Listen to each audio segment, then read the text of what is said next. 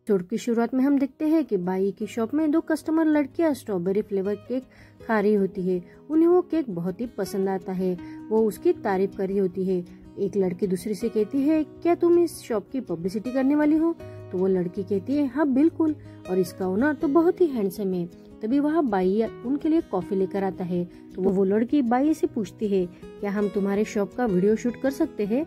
तो बाई बहुत पोलाइटली उन्हें कहता है, श्योर, तुम्हारे वीडियो के जरिए मैं अपना बिजनेस भी ग्रो कर सकता हूँ, इसमें मेरी मदद ही होगी। तो वो लड़की कहती है, तुम्हारे शॉप में सब केक तो बहुत अच्छे हैं, पर तुम्हारी स्पेशलिटी कौन सी है? तुमने तो ये बताया ही नहीं। हमें वीडियो शूट करने के लिए कोई अच्छा सा आइडिया सोचना पड़ेगा। फैनरुई तो बाई को देखकर बहुत ही इमोशनल हो जाता है। बाई थोड़ा शाय फील करता है। दूसरी लड़की कहती है, ये कोई मनगढ़ंत कहानी नहीं लगती, ये तो इमोशनल लव स्टोरी है। बॉस, आप बहुत ही अच्छे हो और आप जिसे प्यार करते हो वो इंसान सच में लकी है। तो फैनरुई भी खुश होकर कहता है, हाँ सच में, ये जिसे प्यार करता है वो इंसान लकी ही होगा। बाई उन्हें एंजॉय करने के लिए कहकर वहाँ से फैनरुई को लेकर चला जाता है। उनके जाने के बाद वो लड़की कहती है, मुझे लगता है कि वो इंसान यही है जिसे अपने बॉस बहुत ज्यादा प्यार करते हैं। दूसरी तरफ बाई फैनरुई से कहता है कि तुम यहाँ कैसे आ गए? फैनरुई कहता है कि मैं तुम्हारी मदद करना चाहता हूँ और खुद को रिचार्ज भी। तो बाई बड़े प्यार से फैनरुई का हाथ पकड़कर कहता है, क्या अब तुम रिचार्ज हो गए? तो फैनरुई उससे कहता है कि अब मैं सिर्फ 10% ही रिचार्ज हुआ हूँ। तो बाई उसके कमर में अपना हाथ रखकर कहता है, अब तुम्हें कैसा लग रहा है? तो फैनरुई बहुत ही खुश होकर कहता है, मैं अब 50% ही चार्ज हुआ हूँ, ये चार्जर बहुत ही स्लो काम कर रहा है। तो बाई उसे कहता है, तो क्या तुम्हें इससे भी अच्छा चार्जर चाहिए? ये सुनकर फैनरुई कहता है, क्या क्या कहा तुमने? तो बाई कहता है, तुम मेरे घर आज रात खाना खाने नहीं हो, मुझे थोड़ा और टाइम चाहिए। मुझ में इतनी हिम्मत नहीं है कि मैं तुम्हारे पापा और जोंगे को फेस कर सकूं। बाई उसका हाथ कसकर पकड़ते हुए कहता है कि तुम्हें जितना टाइम चाहिए उतना टाइम तुम ले सकते हो, मैं तुम्हारा इंतजार करने के लिए तैयार हूँ। फैनरुई उसे थैंक यू कहता है और वो दोनों ही स्माइल करने लगते हैं। एक सीन में हम देखते हैं कि शियाजी एडी के लिए कुछ बॉक्स लेके आता है। एडी पूछता है कि ये क्या है? तो शियाजी कहता है कि मुझे पता नहीं है, ये चेनी ने खुद तुम्हारे लिए प्रिपेयर किया है। तो एडी उस बॉक्स को खोल के देखता है।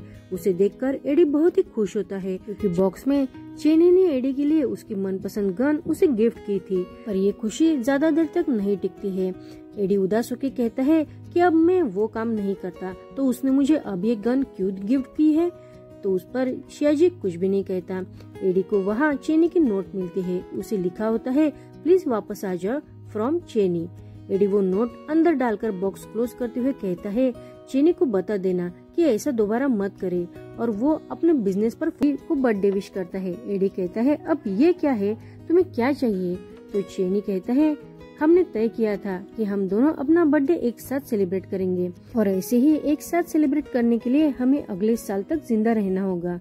तो एडी उसे कहता है कि ए डूड, तुम जब से 17 साल के हो गए हो, हमने कभी भी एक साथ बर्थडे सेलिब्रेट नहीं किया है, तो अब क्या हुआ है? क्या तुम पागल हो गए हो? मैं अब जेल में हूँ, तो क्या तुम्हें इस वजह से तुम्हारी सारी मेमोरी वापस आ गई है? और चेनी बहुत ही गिल्टी फील करते कहता है, मैं ही गलत था जो अपना वादा निभा नहीं सका। तो एडी ऐसे दिखाता है कि उसे कुछ भी याद नहीं है। वो कहता है, कौन सा वादा? और तुम कौन से वादे की बात कर रहे हो? तुम्हें तुम्हारा बर्थडे तुम जिसे प्यार करते हो उसी इंसान के साथ मनाना चाहिए। तुम मुझ पर अपना कीमती समय क्यों बर्बाद कर रहे हो? तुमने मेरे लिए यहाँ केक लाया और उस पर कैंडल भी जलाई, यही बहुत है। अब मैं चलता हूँ, बाय बाय। और वो कॉल रखकर जाने वाला होता है। तो चेनी उसे एडी ने जो उसके लिए में शिफ्ट होता है। शियाजी कहता है, भाई एडी, मैं सच कह रहा हूँ, तुमसे मिलने के बाद भाई बहुत ही चुप रहने लगे हैं। तो एडी कहता है, वो पहले से ही चुप था।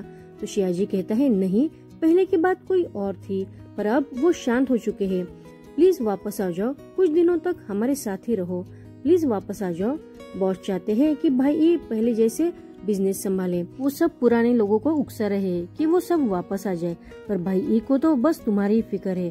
तो एडी उसे कहता है, क्या मैंने उसे कहा है कि मेरी फिक्र करो?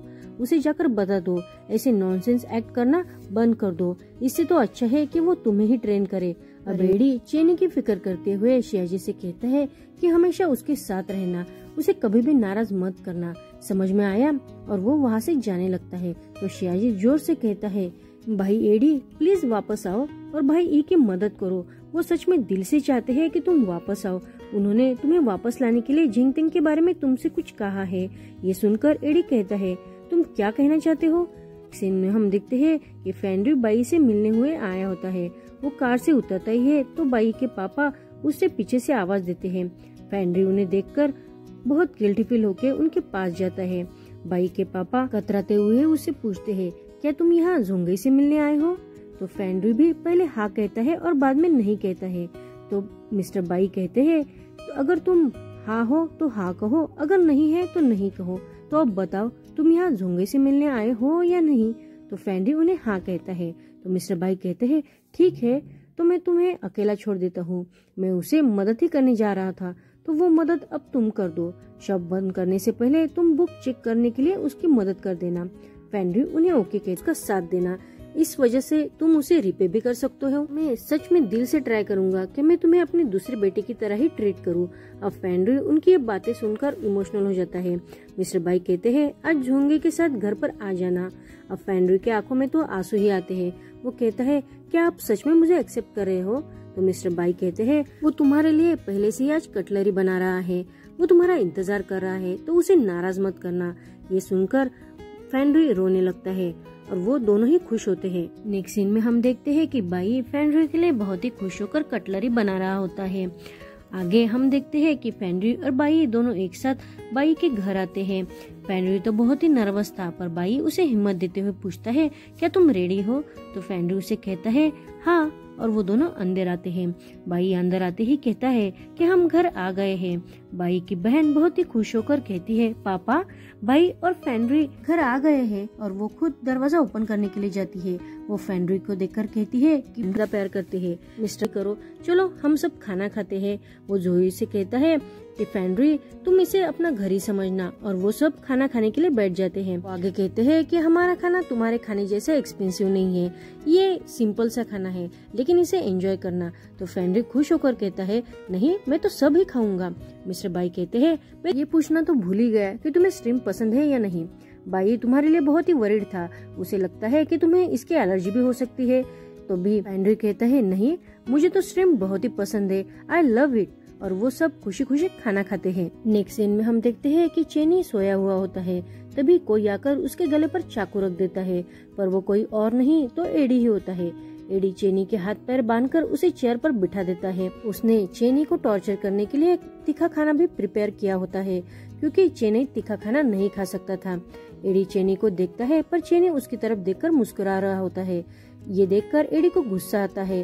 वो कहता है कि हंसना बंद करो, तुम्हारे हाथ पर बंधे हुए हैं, इसके बावजूद भी तुम हंस कैसे सकते हो? पर चेनी एडी को कंटिन्यूअसली प्यार भरी नजरों से देख रहा था। एडी उसका मुंह पकड़कर देखता है, उसकी वजह से चेनी को ज्यादा चोट नहीं आई है ना? और वो कहता है, अब मुझे बताओ कि जिंगतेंग का मैटर क्या है? क्या वो वापस आ गया है? मैं सच क्या है ये तुम्हारे मुंह से सुनना चाहता हूँ। अगर तुमने मुझे ये सब नहीं बताया तो मैं तुम्हें ये चिली खिलाकर पनिशमेंट दूंगा। पर चेनी फिर भी हंसने लगता है। तो एडी गुस्से से एक पीस लेकर चेनी के मुंह में डालता है। तो चेनी अपने हाथ छुड़ाकर एडी को अपने पास खींचते हुए आधा पीस उस खिलाकर उसे किस करता है। एडी तो शॉकी होता है। वो कहता है कि ये कैसे पॉसिबल है, तुमने तीखा खाना कब से स्टार्ट किया? और चेनी उसे बहुत प्यार से कहता है कि मैंने तुम्हें बताया था ना कि उस रात तुमने जो मेरे साथ किया था वो अगली बार मैं तुम्हारे साथ करूंगा। और वो एडी को अपने बाहों में उठाकर अपने बेडरूम की तरफ जाने लगता है। एडी चिल्लाते हुए कहता है, मुझे नीचे उतार दो, मुझे टच भी नहीं करना तुम, नहीं तो मैं तुम्हें मार डालूंगा। पर चेनी उसकी एक ना सुनकर उसे अपने बेडरूम में लेके जाता है।